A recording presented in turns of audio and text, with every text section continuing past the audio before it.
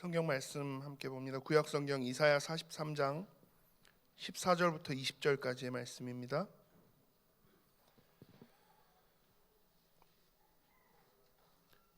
구약 성경 이사야 43장 14절부터 20절의 말씀을 제가 봉독합니다. 너희의 구속자여 이스라엘의 거룩한 이 여호와가 말하노라. 너희를 위하여 내가 바벨론에 사람을 보내어 모든 갈대아 사람에게 자기들이 연락하던 배를 타고 도망하여 내려가게 하리라. 나는 여호와 너희의 거룩한 이요 이스라엘의 창조자요 너희의 왕이니라. 나 여호와가 이같이 말하노라. 바다 가운데 길을 큰 물 가운데 지름길을 내고 병거와 말과 군대의 용사를 이끌어내어 그들이 일시에 엎드러져 일어나지 못하고 소멸하기를 꺼져가는 등불 같게 하였느니라. 너희는 이전 일을 기억하지 말며 옛날 일을 생각하지 말라. 보라, 내가 새 일을 행하리니 이제 나타낼 것이라. 너희가 그것을 알지 못하겠느냐? 반드시 내가 광야의 길을 사막의 강을 내리니 장차 들짐승 곧 승냥이와 타조도 나를 존경할 것은 내가 광야의 물을 사막의 강들을 내어 내 백성 내가 택한 자에게 마시게 할 것임이라. 아멘. 절대 사명을 아는 사람들 제목으로 담임 목사님 말씀 주시겠습니다. 또 이번 한 주 여러분들이 마음에 담고 기도를 부탁을 드립니다.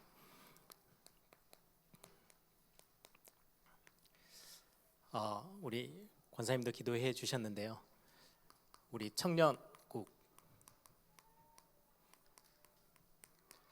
단기 선교를 가게 되죠.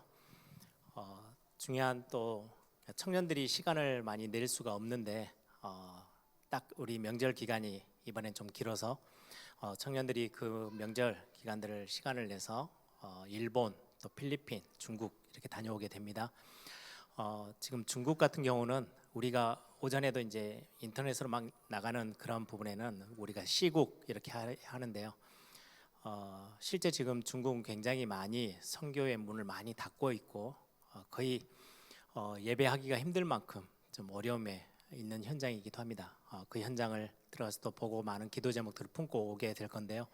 여러분들이 우리 청년들이 다녀오는 그 발걸음이 그냥 단순하게 선교 여행으로 끝나지 않고 좀 영적인 큰 눈을 열고, 또 제가 청년들이나 우리 렘넌트들이 단기 선교를 다녀오는 거는 되게 기대가 많은 게 나중에 우리 렘넌트들 청년들이 몇 년만 지나면 교회 중직으로 바뀌어요.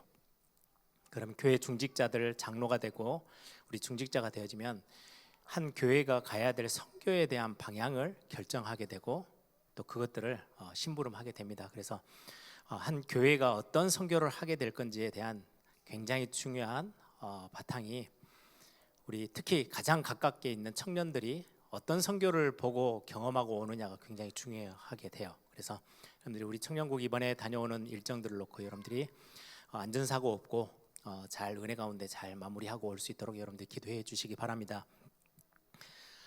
사실은 저 같은 경우도 대학 청년 때 제일 많이 여러 나라들을 갈 수 있는 또 하나님의 은혜를 주셔서 단기 선교 현장들을 이렇게 발로 밟고 오게 됐죠. 이번에도 제가 태국에 딱 30년 만에 1993년도 제가 92년도 93년도 이렇게 하면서 답사도 다녀오고 또 이제 팀들을 데리고 단기 선교를 다녀왔던 그 시간이 있었고요. 그리고는 30년이 딱 지나서 올해 이제 또 사역을 하러 잠깐 다녀왔는데 선교사님하고 이제 잠깐 이렇게 뭐 운전해 주셔서 공항에서 숙소 가는 길 또 이렇게 잠깐 만나서 식사하는 시간에 많은 이런저런 대화를 하는데 참 감사했던 게 참 많이 있었어요.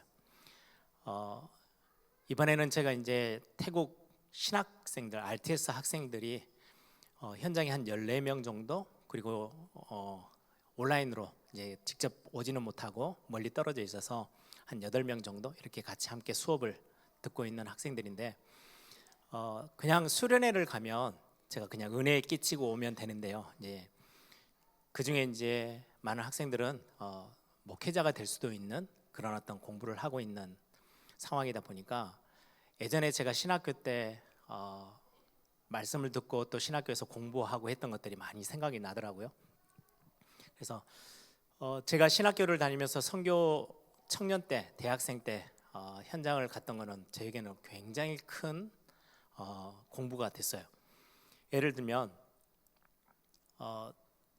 예전에 한번 봄에 우리 김중식 선교사님 태국에서 사역하시고 지금은 거의 주 사역들은 조금 내려놓고 지금은 선교 태국 교회들도 순회하고 아직도 책도 쓰시고 이렇게 하시더라고요. 그분하고 같이 연결해서 태국 사역을 제가 30년 전에 학생들하고 다녀오기도 했는데 예전에 우리 교회가 이렇게 후원도 하고 계속 그렇게 했었죠. 그 선교사님이 그런 말씀을 하신 게 기억이 나요. 제가 이제 신학생 때죠. 갔더니 저한테 본인이 선교 후원을 받는 부분들에 대해서 설명을 하더라고요. 처음에 이제 단체에서 선교 단체에서 파송을 받아서 태국을 왔는데 한 굵직굵직하게 한 서너 교회가 선교 후원을 해주셨대요. 굉장히 큰 액수죠. 그러면 예를 들면 한 100만 원, 그럼 교회에서 한 선교사에게 100만 원을 후원하는 것은 작은 액수는 아니에요. 그런데 얼마 지나서 그걸 다 끊었대요. 끊고 새로 저 선교 후원자들을 마련했는데 그게 아주 소액 5만 원, 어떤 교회는 또 10만 원 이렇게 작은 액수들. 그러면 본인이 사역을 해야 될 액수가 차려면 사역비를 이렇게 충당을 하려면 꽤 많은 교회, 20교회 넘게 연결을 해야 돼요. 그거에 대해서 연결하고 알리고 또 이렇게 사역들에 대해서 막 소통하는 게 쉽지는 않은 사역인데 그걸 선택을 했대요. 차선책을. 왜냐니까 한국 교회의 어떤 특징인데요. 한 100만 원 정도 후원을 하면 그때부터는 선교사를 움직이려고 해요. 우리 교회에서 100만 원 정도 후원하는데 우리 말 들어. 안 들으면 끊을 거야. 이제 이런 개념의 선교하는 모든 교회가 다 그러는 건 아닌데 그런 어떤 뭔가 느낌들이 오니까 힘들더래요. 본인은 하나님 앞에서 선교지에 가서 하고 싶은 사역이 진짜 있는데 한국 후원하는 굵직굵직하게 후원하는 교회들이 서로의 어떤 색깔들을 가지고 선교사님 이렇게 하면 좋은데 이제 그것들을 계속해서 뭔가 요구 사항이 있고 그런 어떤 사역들을 해서 보고를 해달라는 식의 어떤 사역이 진행되니까 본인이 하고 싶은 사역은 정작 못하고 다른 거에 막 매달려야 되는. 그래서 이건 아니다라고 해서 굵직굵직하게 후원해주는 교회들의 후원을 다 끊고 아주 소외. 예를 들어서 5만 원 선교 후원을 하면서 선교사님 이거 하세요 저거 하세요 이런 분은 없잖아요. 그런 교회도 없고. 그래서 그렇게 어려운 길이지만 그 길을 선택을 하셨다는 이야기를 들었어요. 그때 제가 신학생이었잖아요.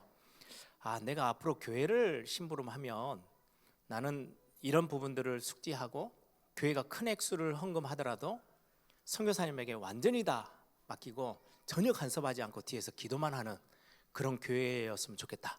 이제 그때 이제 그런 거를 배운 거죠. 선교사님들의 후원이 쉽지 않고 어렵구나. 또 한편으로는 이제 러시아에 갔더니 어떤 선교사님이 그런 이야기를 하세요. 우리 다락방 전도운동에서 같이 훈련도 받고 있는데 교단은 안 옮기셨대요. 미국 장로교회 후원을 그대로 받아요. 거기에 소속돼 있으면서 전도운동을 위해서 우리 단체 같이 속해서 하지만은 소속은 미국 장로교회에서 후원을 해주는 걸 계속해서 가요. 왜 그렇게 하세요? 라고 물어봤더니 그 선교사님이 이제 제가 학생 때니까 그런 이야기를 하세요. 미국 장로교회 그 후원하는 교회는 교단에서 이제 후원을 해주는데 1년에 한 번씩 반드시 선교위원회에서 찾아온대요. 본인이 사역하는 러시아 현장에 온대요. 와가지고 최고급 호텔 식당에 예약을 하고 선교사님을 초청을 한대요. 식사 대접을 딱 하고 그리고는 그 다음 주에 이제 주일날 교회 예배 딱 참석해서 혹시라도 설교를 부탁하면 절대 안 한다 한대요. 여기 지역의 선교는 선교사님이 하시는 거지 우리는 지금 선교사님을 뭘 도와야 되나. 1년 정도 지나가는 시간에 애로사항이 뭔가 힘든 게 뭔가 교인들에게도 듣고 제자들에게도 듣고 또 선교사님에게 듣고 본국에 가서 후원에 대한 어떤 전략들을 보충하고 새롭게 하기 위해서 우리가 심부름 온 거지 당신 사역에 대해서 우리가 막 이것저것 하려고 휘두르려고 온 게 아니다. 그렇게 말씀하고는 예배 참석하고 많은 성도들과 사역자들과 또 선교사님에 대한 어떤 많은 부족한 부분을 어려운 부분들을 듣고 본국으로 가서 거기에 맞춰서 또 선교 지원을 한대요. 우리 한국 선교사는 그렇지 않고 이제 언어가 제가 보면서 미국 선교사니까 미국 교회에서 오니까 영어가 되니까 일단은 다른 나라 가도 뭔가 이렇게 숙소 이런 거 다 할 수 있잖아요. 공항 가서도. 근데 당장에 우리 한국은 저만 해도 이번에 태국 가는데 공항에 딱 들리면은 제 몇 시에 도착합니다. 그럼 선교사님 나와 있어야 돼요. 제가 숙소 다 잡고 가서 선교사님 만나 뵈러 가는 게 아니고 선교사님 저를 만나러 공항에 오셔야 돼요. 그리고 저를 데리고 숙소까지 저를 데려다 주고 또 제가 이제 태국을 처음 가는 사람이면 태국 현장을 또 보여주셔야 하잖아요. 그럼 여기저기 이제 또 하루 돌아다녀야 되는데 저는 30년 전에 와서 다 보고 간 게 있어서 선교사님이 내일 일정이 어떻게 되세요? 그래서 저는 호텔에서 준비하고 있을 테니까 선교사님 시간 보내시고 나오지 마시고 저 혼자 있다가 내일 강의할 때 뵐게요. 이렇게 하고는 아예 하루 정도를 저 혼자 떨어져 있었어요. 그게 언제부터 제가 그런 마음을 먹었냐니까요. 신학교 때 선교 현장을 갔더니 선교사님들이 그게 너무 힘들대요. 그냥 공항 잠깐 들렸다 다른 나라 가는데도 전화해서 나와서 이것 좀 도와주세요, 저것 도와주세요. 선교사님들한테 한국에 오신 분들이 다 전화를 하니까 본인 할 뭔가 일을 봐야 될 시간이 너무 부족하대요. 근데 또 한국은 그런 걸 잘 안 도와주면 찍혀가지고 선교 후원금이 안 들어와요. 이런 어떤 애로사항들이 참 많은데 미국 선교사를 파송한 미국에 있는 교회들은 전혀 그런 게 없대요. 어떻게든지 도우려고 하지 절대 방해를 안 한대요. 그래서 교단을 안 옮기고 선교사 그 소송은 거기다 두고 전도 훈련만 우리 이 안에서 받고 있다고. 저런 애로사항들도 또 선교사님들이 있구나. 또 어떤 선교사님 이제 저희가 신학생이니까 후배잖아요. 이제 위에 선배 목사님들이 저희들한테 자네들은 나중에 가서 그렇게 하지 마. 이제 선교지 와가지고 좀 괜찮은 제자들이 있으면 개인적으로 컨택을 자꾸 한대요. 그게 어떻게 보면 굉장히 힘들대요. 예를 들면 우리 에일교회가 있는데 어떤 사역하는 잘하는 목사님들이 와가지고 부흥사가 와서 강의 딱 하고 가면서 교회 누구 좀 괜찮은 분들인데 그럼 계속 개인적으로 연락을 계속해서 만나고 이렇게 하면은 교회에서 좋아할 이유가 없잖아요. 그런 이야기들을 신학교 때 들었어요. 그 뒤로 제가 20년 넘게 렘넌트 사역을 해외 가서 하는데도 단 한 번도 개인적으로 렘넌트들을 선교사님 통하지 않고 컨택한 적이 한 번도 없어요. 한 번은 어떤 나라 갔더니 선교사님이 저한테 그런 이야기를 해요. 우리는 박 목사가 오면 너무 편해. 그래서 왜요? 그랬더니 아니 오면 호텔 들어가 있다가 집회 장소 왔다가 호텔 갔다가 우리한테 뭐 시키는 게 없으니까 우리는 너무 편하고 좋아. 박 목사 오면 우리는 너무 좋아. 이제 속에 뼈 있는 이야기인 거죠. 다른 분들이 오면 되게 힘들기도 하고 뭐 이것저것 심부름도 해야 되는데 박 목사 오면 무조건 그냥 차박해서 안 나오니까 또 한 분은 그런 이야기를 해요. 박 목사를 우리가 몇 년째 계속해서 한 지역에 렘넌트 강사로 계속 부르는 이유가 있어. 왠지 알아? 뭔데요? 박 목사는 개인 컨택 안 하잖아. 그걸 듣고는 저는 좀 소름이 좀 끼쳤어요. 저야 그게 잘하고 못하고를 떠나서 신학교 때 배운 거예요. 선배 선교사님들이 그냥 저희들이 어리니까 너희들은 앞으로 목사 되면 이렇게 하지 마, 뭐 이런 이야기들을 해줬던 것들을 제가 신학교 때 배웠던 거, 학생 때 배웠던 선교가 이토록 중요하구나. 또 선교사님들을 이해하는데 엄청나게 많이 유익한 부분이 있구나. 뭐 이런 생각들을 하게 됐습니다. 그래서 여러분들 청년들이 이번에 선교 가는 거 여러분들이 많이 기도해 주시고 나중에 제가 청년들 만나면 그 이야기를 또 할 거예요. 청년 때 선교를 배우고 선교사들을 이해하는 것들에 마음이 열리면 나중에 그들이 중직자가 되어졌을 때는 굉장히 좀 더 바르고 더 지혜로운 선교들을 하지 않을까, 그런 기도 제목들을 좀 가지고 있습니다. 근데 기도해 주시고 이번 주는 추석 명절이 있는 주간입니다. 그래서 우리 오래 신앙생활 하신 분들이야 이 추석 명절을 어떻게 잘 해야 되는지 잘 아시지만 새가족들이나 아직까지도 가정과 가문에서 영적인 싸움을 싸우고 있는 성도님들도 있어요. 여러분들이 마음 담고 기도해 주시는, 그래서 영적인 싸움에서 지지 않는 그런 또 현장이 되도록 여러분들이 기도해 주시기 바랍니다. 오전에 메시지 때 제가 기도에 관련된 메시지를 좀 강하게 했어요. 좀 어려운 신학적인 하나님의 섭리, 작정, 계획, 예정 이런 것과 연결되어진 단어이긴 하지만 두 가지를 기억하세요. 하나님이 우리를 종으로 부르신 게 아니에요. 그래서 하나님이 뭔가를 쫙 하나님의 뜻을 딱 정해놓고 너 이대로 가, 내가 다 길을 딱 1, 2, 3, 4 순번 정해서 딱 너는 그냥 시간표 따라 가기만 하면 돼, 시키는 대로만 해? 그런 우리를 종으로 부르시지 않으셨다는 거. 또 반대로 우리가 기도만 하면 무조건 하나님이 와서 오케이 내가 해줄게. 하나님은 우리의 심부름꾼이 아니셔요. 하나님은 하나님이세요. 그런데 하나님이 그 창조주 하나님이 우리에게 주신 특권이 뭐냐니까, 너에게 하나님의 자녀로 구원받았으면 천국 백성이 됐으면 다 끝날 것 같은데 기도할 수 있는 특권을 주시고 하신 말씀이, 하나님의 나라를 이뤄나가고 교회를 세워나가고 하나님이 원하시는 절대 목표를 이뤄나가는데 내가 너와 함께하고 싶어. 너는 내 종으로 내가 불러서 내가 시키는 것만 하는 그 수준이 아니고 너는 내 자녀야. 그래서 너와 손잡고 하나님의 나라 함께 만들어 나갈 거야. 너의 믿음의 고백 위에 세울 거고, 너의 순종함에 세울 거고, 너의 기도를 통해서 하나님의 뜻을 하나씩 성취해 갈 거야. 너와 나와 함께 가자. 그게 하나님이 우리에게 베푸신 굉장히 중요한 사랑이고 은혜고, 그 안에 기도라는 게 엄청난 특권으로 들어있어요. 그래서 여러분들이 그냥 단순히 기도하면 응답된다는 수준을 훨씬 넘어서는 거예요. 하나님의 섭리에 우리가 같이 동참할 수 있는 게 기도라는 특권이에요. 하나님이 정하신 절대 목표, 하나님이 정하신 절대 계획이 있는데 그 계획 속에 우리가 같이 함께 참여해서 하나님의 계획을 이루어가고, 필요할 때는 우리의 어떤 많은 기도와 순종이 하나님의 뜻을 바꿔가기도 하는 만큼 엄청난 자리에 우리를 세우셨어요. 그래서 여러분들이 기도의 큰 축복들을 놓치지 않는 우리 에일교회 모든 성도님들 되길 바랍니다. 지난번에는 우리가 절대 목표, 하나님의 절대 목표에 대해서 같이 말씀 나누는데 오늘은 절대 사명이에요. 우리가 절대 놓치지 말아야 될 우리의 미션, 절대 사명. 절대 사명을 아는 자, 오늘 제목인데요. 하나님이 우리에게 주신 절대 사명이 뭘까요? 간단하게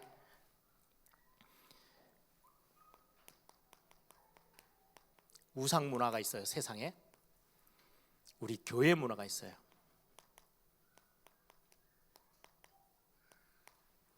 하나 더, 세상 나라, 하나님의 나라. 지금 모든 현장은 우상 문화가 훨씬 세게 교회 문화를 눌러요. 아니 어떻게 교회 복음의 문화가 우상 문화보다 못해서 절절절절 거려야 돼요? 세상 나라가 힘을 내가지고 하나님 나라를 누르는 게 이게 말이 안 되잖아요. 이거를 바꾸는 게 우리에게 놓여있는 절대 사명이에요. 쉽게 말하면 교회 문화가 우상 문화에게 진단하는 건 말이 안 되는 이야기예요. 그렇죠? 교회가 우상 숭배하고 재앙 만난 사람들을 살려야지, 우상의 문화, 세상의 문화가 교회 안에까지 파고 들어와서 교회를 뒤흔든다? 이건 말이 안 맞는 거예요. 그런데 실제 현실의 교회들은 많은 부분 우상 문화가 교회 안에까지 들어와서 장악하고 있어요. 많은 우리의 후대들의 생각과 마음을 빼앗고 있고, 교회 안에 있는 많은 것들이 세상의 문화의 기준들이 들어와서 교회의 영적인 것들을 흔들고 있는 게 지금의 현실입니다. 쉽게 말하면 복음 가진 자가 세상에 나가서 종노릇 한다는 거는요, 말이 안 돼요. 여러분들이 세상을 움직이는 자로 서는 거지, 복음 가지고 있는 생명의 비밀을 가지고 있는 여러분들이 세상에 가서 어찌할 바를 몰라서 세상 문화에 졸졸졸졸 따라다니는 거는 말이 안 맞는 거예요. 또 오늘 오전 메시지로 따지면 여러분들은 기도라는 엄청난 특권을 가지고 있어요. 기도라는 특권을 가지고 있는 여러분들이 현실 앞에 무너지는 거, 그건 말이 안 돼요. 이걸 바꾸는 걸 보고 절대 사명이라 그래요. 그래서 여러분들이 진짜 기도의 답 가지고 복음의 능력이 뭔지를 알고 여러분들이 세상 앞에 서서 세상에 끄는 자로, 세상을 살리는 자로 서는 게 절대 사명을 감당하는 거예요. 그래서 이게 바로 우리의 사명입니다. 이 사명이 무엇인지를 알고 현장 앞에 섰던 증인들,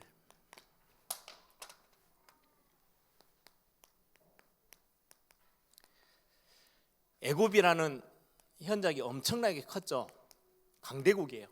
그런데 이 강대국에 기죽지 않고 하나님이 주신 힘으로, 내가 능력을, 힘을 키우는 게 내 실력을 키우는 게 아니고요, 하나님이 주신 힘을 가지고 이 애굽 강대국과 이 흑암의 문화, 우상 문화를 가장 앞에서 선두지휘하고 있는 이 애굽 앞에 당당하게 섰던, 그리고는 승리했던 사람들, 모세, 여호수아, 갈렙. 하나님이 이들의 길에 어떤 응답을 주셨는지 아시죠? 홍해도 가르셨어요. 여리고도 무너뜨려요.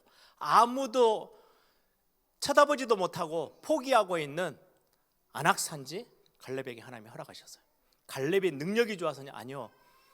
이 답을 갖고 있는 거예요. 우리는 하나님이 주신 하나님의 사람들인데 우리가 해야 될 절대 사명이 있어. 이 자리에 우리는 주저앉고 세상의 우상 문화에게 우리의 것을 빼앗길, 하나님의 것을 빼앗길 게 아니야. 이걸 뒤집어서 다시금 찾아와야 돼. 이 사명을 가지고 있는 사람들.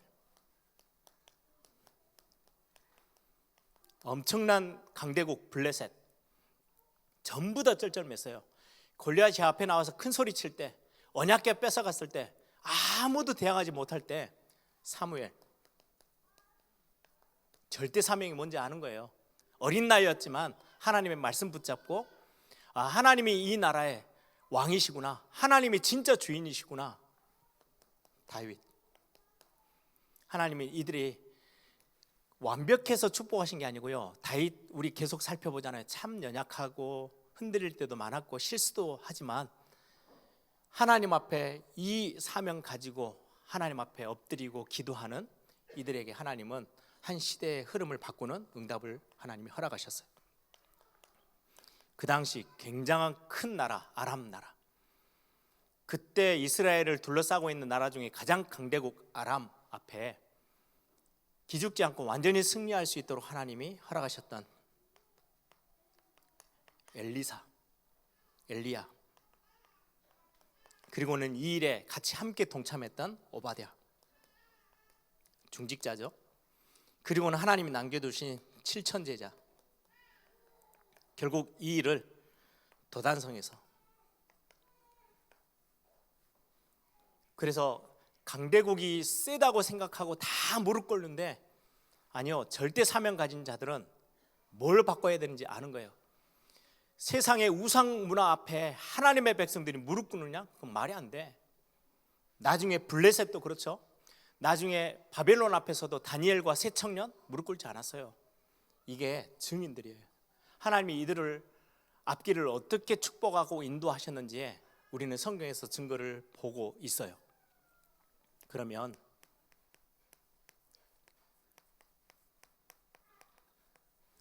이 절대 사명, 이 일을 행하는 게 어디와 연결되냐니까요?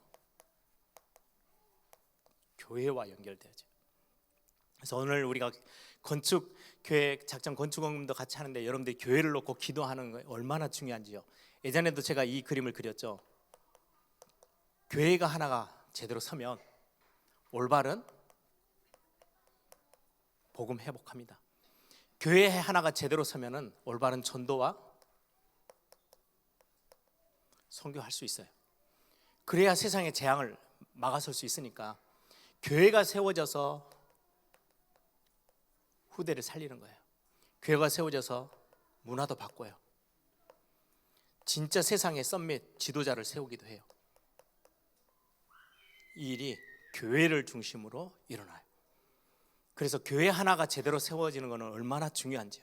그래서 하나님은 다윗에게 이 성전, 교회라는 어떤 굉장히 구약 교회가 성전이죠. 성전 중심으로 이 일들을 본격적으로 절대 사명 감당할 수 있도록 하나님께서 다윗의 마음을 움직이시고 이 일을 위해서 모든 축복을 하나님이 다윗에게 다 부으셨어요. 결국 솔로몬 성전이 지어지고 영적인 흐름을 완전히 바꾸는 축복을 하나님이 허락하셨죠. 여러분, 이제는 사명 감당할 교회, 우리 에일교회가 절대 사명을 감당할, 우상의 문화가 교회의 문화보다 앞서는 거 하나님이 바꾸라고 말씀해요. 우리 후대들에게 올바른 영적인 중요한 답을 줘서 세상 나라에게 끌려다니는 인생이 아니고 하나님 나라의 답을 가지고 하나님 나라를 세워나가는 그 일에 앞장설 수 있는 그 응답의 증인으로 하나님이 설 수 있도록 교회를 세우셔서 그 많은 우리 후대 앞에 제자를 세우실 것이고 우리 성도님들을 중요한 영적 지도자로 하나님이 세우셔서 이 일을 하실 겁니다. 이 전체적인 것들을 두고 오늘 본문이 새 일을 행하실 거래요. 모세와 여호수아와 갈렙이 약해요. 애굽은 워낙에 강해요. 블레셋도 마찬가지예요. 사무엘은 어린 나이에 하나님 앞에 부름을 받았어요. 무슨 힘이 있어요? 다윗은 소년, 아무 힘없는 소년이었대. 하나님이 부르셨어요. 거기에 블레셋 앞에 서도록. 아람 나라는 어마어마한 강대국인데 하나님께서 혼자 도망다니는 엘리야를 부르셔서 아니야, 네 혼자가 아니야. 내가 너에게 7천 제자 붙일 거야. 가장 먼저 엘리사 붙여서 이 일을 하게 할 거야. 하나님이 많은 응답들을 다 여시는데 중요한 이 축복들 하나님이 새 일을 행하시겠대요. 오늘 이사야 43장의 본문의 흐름의 내용은 여러분들 너무 잘 아시죠? 바벨론의 포로로 잡혀가 있는 그 시대, 이사야서 후반은 포로 생활을 배경으로 삼아요. 이스라엘이 완전히 망하고 유대 나라 망하고 바벨론의 포로가 돼요. 다 망해버렸어요. 애굽의 상황을 오늘 예를 들어요. 애굽의 종노릇 하고 있을 때, 애굽은 엄청난 문화에, 우상 문화에 가장 힘 있는 것들을 가지고 있을 때 내가 너희들에게 절대 사명 가지고 있는 너희들에게 내가 중요한 새 일을 행할 거야. 하나님이 그렇게 약속하셨어요.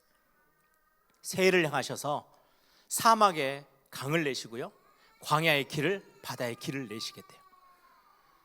하나님이 이들에게 그 일을 그대로 행하셨어요. 그래서 오늘 우리 에일교회가 절대 사명을 붙잡고 기도하면 우리는 어떻게 보면은 세상 앞에 비교할 수 없을 만큼 연약하게 보이고 대단한 게 없는 것처럼 보이지만 우리에겐 기도라는 특권이 있고 우리 안에 하나님의 우리에게 주시는 절대 사명이라는 걸 딱 붙잡고 있으면 하나님이 우리에게 말씀합니다. 내가 새 일을 행할 거야. 이전 일 기억하지 마. 여러분들의 가정과 가문을 앞에 두고 여러분들의 앞에 여러 많은 어려움들이 우리에게 찾아오겠지만 하나님이 말씀합니다. 절대 사명을 아는 자 앞에 내가 새 일을 행할 거야. 진짜로 광야에 길을, 사막에 강을 내고 바다에 길을 내서 내가 새 일을 행할 거니까, 그래서 승냥이도 짐승들도 알아먹을 만큼 하나님의 살아계심을 드러내 보일 거야.